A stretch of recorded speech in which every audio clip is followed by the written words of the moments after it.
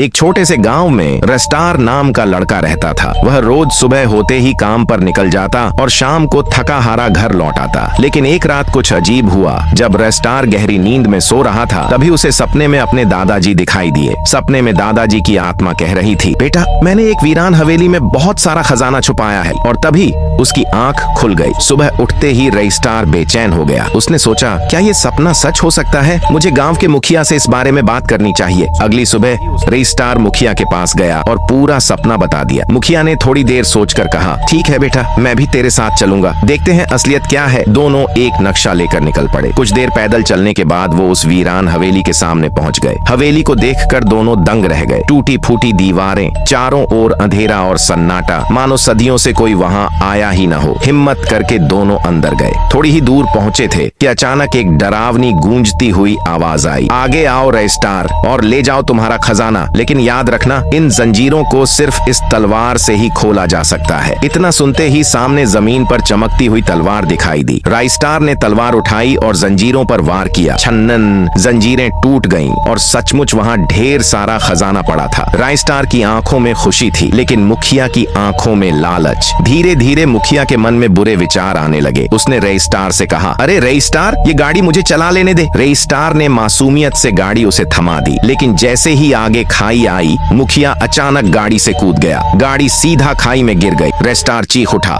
बचाओ बचाओ, लेकिन ऊपर खड़ा मुखिया जोर जोर से हंस रहा था। हाँ हाँ हाँ, अब ये सारा सोना सिर्फ मेरा होगा। और हवेली की दीवारें उसकी गूंजती हुई हंसी से कांप उठी। अगर आपको इसका पार्ट 2 चाहिए तो इस वीडियो को 1000 लाइक जरूर करवाना। तब तक के लिए बाय बाय।